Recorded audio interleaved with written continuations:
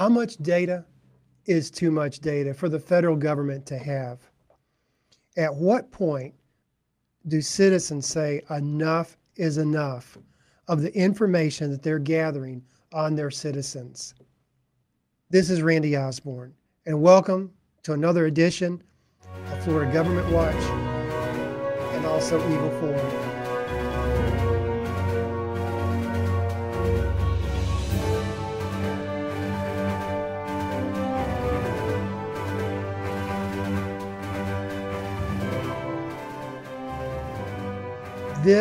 We are streaming this live. This is again a very urgent matter that we have. A bill is coming up in the Senate that is a data mining bill, quite frankly. And we need you, the citizens, to get involved in this, to help us to stop some of this nonsense that the federal government is doing on gathering data on its citizens. I have some special guests that I have video conferenced in that are experts across the United States. And these are the people I have on tonight. Jane Robbins, she's an attorney and also a senior fellow with America Principles Project. I also have on Dr. Karen Ephraim. She's with Education Liberty Watch and also the Director of Education with Eagle Forum. And I also have on the telephone Aaron Tuttle, which is also co-founder of Users Against Common Core and a policy analyst for American Principles Project. Also, she has written several articles on education. Welcome. I want to kind of start off of what exactly the issues are. We have a bill that has already passed the Congress, and now it is heading to the Senate. And this bill is Senate Bill 2046. It's 2046. And I want, first of all, I just want to get the listeners to understand exactly what the problems with this bill is. The name of the bill is called Foundations for Evidence-Based Policymaking Act of 2017. Jane, I want you to address very specifically what this bill is about. What were the alleged intentions of this bill, and what is this bill? What is the real problems with this bill? The expressed intention of the bill is to increase effective use of data that resides in different federal agencies, so that they can analyze that data better and therefore analyze federal programs and see which ones are working, which ones are not working, that sort of thing. That's the general goal, and that sounds great until you realize how they do it and some other problems with it. The bill does several things, but what we are most concerned about is the fact that it requires federal agencies to set up systems whereby they swap data on private American citizens who gave that data to the federal government for a specific purpose. For example, they gave their data to the IRS for their tax purposes. They gave their data through FAFSA for student loans, federal student loan applications. Citizens give that data freely, theoretically, so that the government will use that for a specific purpose. They do not expect that the government will take that data and repurpose it and say, well, let's look at this. It would be great if we knew this or this or this, and we can analyze this and analyze that. And what this bill does is allows the federal government to do exactly that without the knowledge or the consent of the American citizen who is becoming a lab rat that the federal government will study. This passed the House while we were trying to address several organizations, American Principles Project, Eagle Forum, and several other organizations were trying to get information to the House members very specifically on what the issues were with this bill. And when they did, they put out an oversight. It was actually prepared by majority staff. And it was a myths and facts about H.R. 4174. And it's a 2-page myth and fact sheet that they actually put out. And I want to try to address it. I'm going to show this to the viewers. But I want to kind of go through these issues because this same information is going to be heading to the Senate very, very shortly. And we as citizens have got to be able to address this and get the word out that this, what the real problems with this consist of. And I'm going to give some of the claims that they had in this rebuttal. And I want y'all to try to address these claims. First of all, it says the claim number one is that FIPA, which is the bill, doesn't create a centralized data repository. Erin Tuttle, can you address that? Each agency right now collects the data and stores it in-house. So you want to think about the data is collected and there's like walls around it, right, by the agency. So the agency kind of has walls around their data. Right. Well, and that's in each agency. So what this does is it kind of takes down those walls so that all the different agencies can access it. So if you think about data housed within a wall, and then you take down the walls, it sort of creates a de facto open repository. So technically it's correct. The agencies don't have to take their data and download it into a repository. But the fact is they won't need to do that because by taking down all those walls, they've essentially created one, with unfettered access of federal agencies to each other's data. And as far as the law is written, it's the protections on that, the rules on how that data will be, accessed by private vendors. Think Google. Think researchers, with a variety of different motives behind them, being able to access that data through an application process. If anybody's familiar with how the regulations to the Family and Educational Rights and Privacy Act, FERPA, I think I've got that in an acronym right. Yes. It's very similar to what they did there. So it's sort of like taking the FERPA regulations that grassroots activists have been, up in arms about, and applying that to all federal agencies, not just education data. It's that same idea. Right. Okay. And then about, it also, the claim is that it doesn't authorize any new data collection or data analysis. And this is the one that I don't understand, that, it's not authorizing any new data, but I mean, they're constantly collecting new data. It's just this particular bill isn't getting the data. All they're doing is just trying to put all the data together. Is that what it's saying? Is that? It is technically saying that, but if you think about in general, most of the rulemaking and the laws are done through regulatory action. So just because Congress hasn't explicitly authorized somebody to collect a specific data point, it doesn't mean that through the regulatory process, the agencies don't wind up requiring it. Okay, so yes, you're right. They do add new data all the time. The language they're using in their counterclaims is that, they aren't specifically authorizing them to collect a specific new thing, and that's true.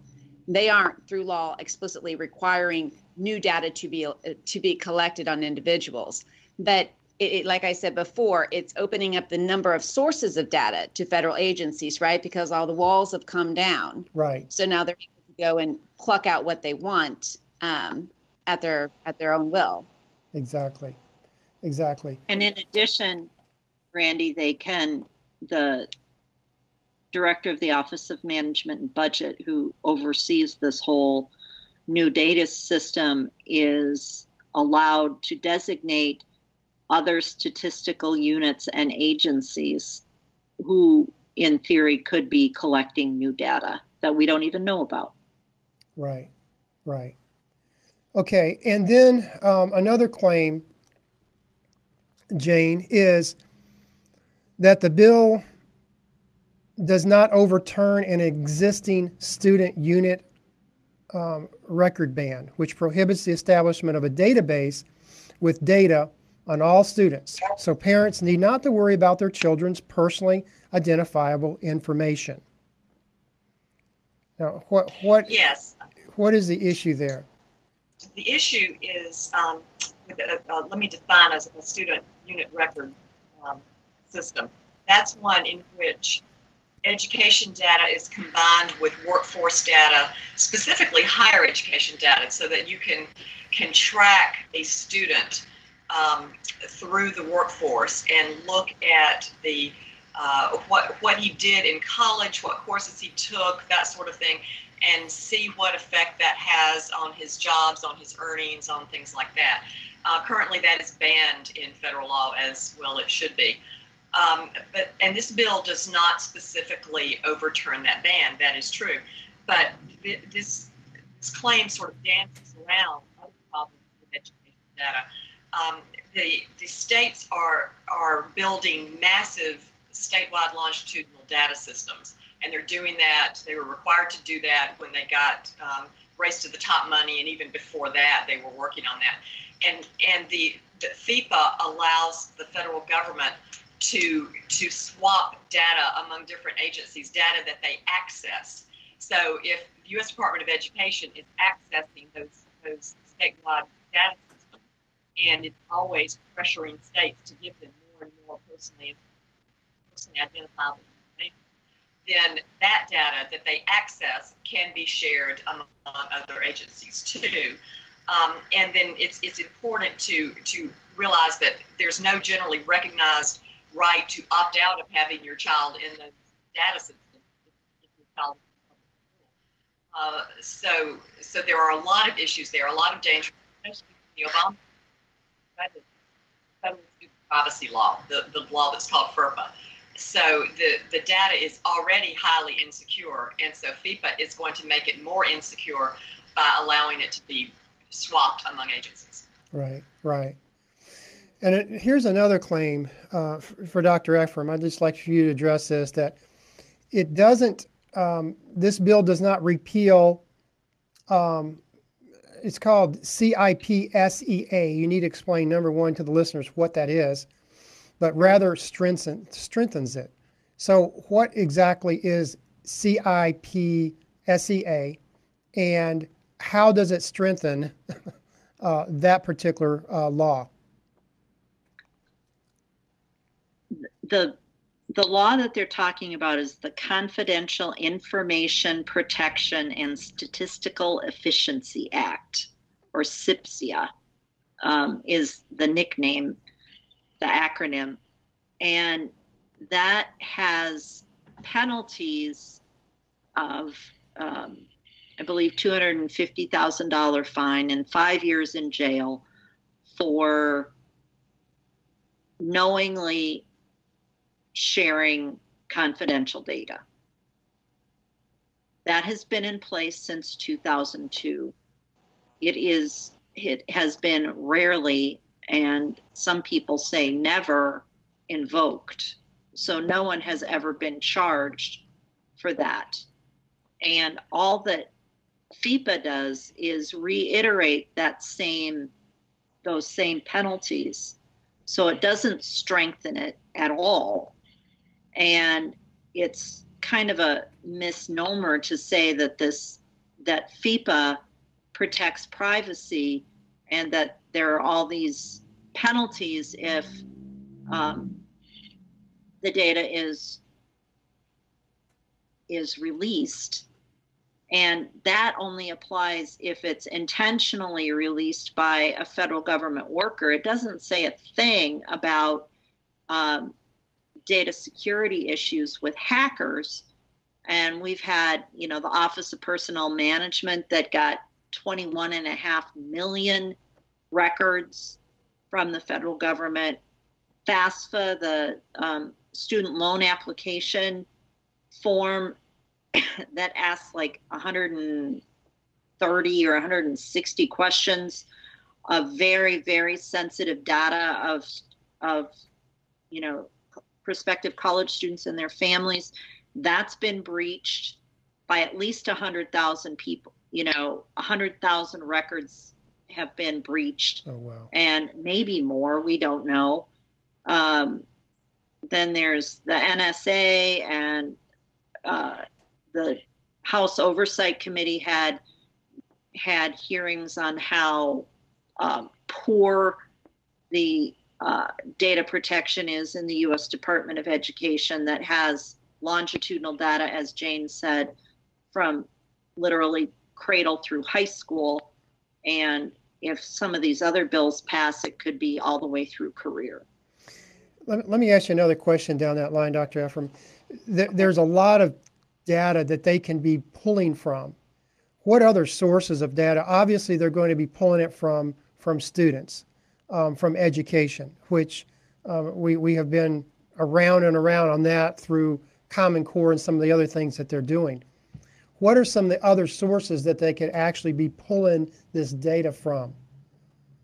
Well, the Department of Agriculture, just for the student lunch program and the student breakfast program, military data potentially, IRS data, census data, which is just frightening if anyone has ever seen the community survey, the long form census survey that they do that asks about, you know, everything from your income to the number of bathrooms in your home. So it's appalling as to how much data the federal government already collects. Could they also be pulling it from possibly FAFSA through the education? Well, yeah. I mentioned, yes, FAFSA is, and Jane just wrote an article in the last couple of days about that lists every single question on the FAFSA form, and it is frightening. The other thing that I'm looking at, some of the other claims, is that the bill does not respond to the Commission's recommendations to repeal any ban on the collection or consolidation of data. Jane, can you address that one? Yes, they're referring to the Commission on Evidence-Based Policymaking, which was created by the same people who introduced FEPA, Paul Ryan and Senator Patty Murray, Democrat senator from Washington. That commission was set up to figure out how they could supposedly better use federal data and get them out of different agencies and allow the data to be shared, and theoretically so that they can figure out what programs work and what programs don't work. And I think Dr. Ephraim will talk about that. But one of the recommendations of that commission was that we need to get rid of the prohibitions in federal law that keep agencies from sharing data. And we talked about the student unit record ban. There's a specific prohibition. There is a specific prohibition on the federal government maintaining a federal student database. So things like that, and there are a few of them out there. And the commission recommended that those be eliminated. So FEPA does not eliminate those right now, but what it does is that it requires each federal agency to identify the statutory restrictions that prevent them from compiling relevant data, relevant for evidence building, which is the buzzword behind all of this. So if anybody who doesn't think that a bureaucrat is going to read that as a green light to go ahead and say, okay, you've got to get rid of this prohibition and that prohibition, and the congressman is not going to take the next step and do that, of course that's what's going to happen. And in fact, there was a witness who testified in hearings before the commission who said, oh, we can't do this all at once. We can't get rid of these prohibitions because American people would object to that and they would scream about it, and we can't have that. So we need to do it in sort of baby steps rather than ripping off the Band-Aid. So FEPA is the first baby step, and we will get to the actual repeal of those prohibitions. And I am as sure of that as I am sitting. Right. And then another claim, Dr. Ephraim, is that FEPA will make better use of existing data. They will make better use of existing data. What would you have to say to that? That it's just laughable on its face, because there are mountains and mountains of data to show that the vast majority of federal programs, especially in education, are either ineffective or harmful, or both. And the example I always like to use is Head Start. That's been around since 1965. It's spent billions and billions of dollars and affected millions of preschool children. There have been loads of studies to show that it is both ineffective and that it's harmful to the academic and emotional health of kids. And in fact, back in the late 80s or early 90s, there was a review by the Government Accountability Office of 600 studies that showed no important, evidence that Head Start was effective. And they've done several dozen studies since then to show, and still haven't found any effectiveness. There's a wonderful graph that I also like to use about the Elementary and Secondary Education Act, that allowed the federal government to start interfering in education, also from 1965, that showed that, our federal spending on education has just zoomed through the roof, but achievement in reading, math, and science has been stagnant or actually declined during that same period. Right. Now, lastly, what can the viewers do? What can we do to try to stop this? What can we do?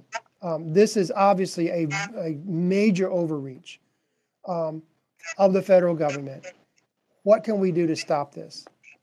Well, we really need to contact every U.S. senator, but specifically those that are on the Homeland Security and Governmental Affairs Committee, because that is where the bill is housed. There is still a danger that they will take the House bill that's already passed and just pass it on the floor in the Senate, but we don't know that yet because it was altered a little bit. So we need to contact every U.S. senator and make sure that they know the problems with this bill and not just the propaganda. Right. And then the second thing is people need to start contacting President Trump, who gave a wonderful answer and really almost a promise on the campaign trail that privacy should be protected. Right. And we have that 2-minute clip on the Education Liberty Watch website and other places that people can just remind the president that he said that he cared about privacy, and we need to remind him of that. And if the bill passes the Senate, then we need to make the president aware about it and hopefully veto it if it does pass the Senate. Okay. Randy, I would point out also that this is not just something to contact the Republicans about. That's right. It's a bipartisan problem. There are a lot of people who are on the left of the spectrum who are also very concerned about this sort of tracking surveillance mentality that is in Washington. So there's good reason that every senator of any political persuasion should be concerned about this bill. Right. And I would agree to that. If we allow as citizens to allow things like this to continue, and it is a slow fade, but what ends up happening is it gets closer and closer. And one of the things that was identified by one of the experts in this, I'm not sure who it was this is much like China. This is another data gathering collection move that a communist country would do. Germany was good at this, by the way, during the Nazi period. And this is something that if we as citizens don't get intimately involved in with your senators, it's already passed the House and it's on its way to the Senate, and we have to stop it at the Senate. If we don't, then there's only one last chance, and that's stopping it with the president. But let's do what we can to try to stop this. Also, we'll provide some phone numbers that you can contact the Senate as well. and I will have that information listed along with this video. This is a live feed. Again, I appreciate everybody that's being on board on this. We have some of the best experts right now discussing this issue, and this is something that is important that you, the citizens, can do something about, and you can stop. Thank you. This is Randy Osborne. Until next time, God bless.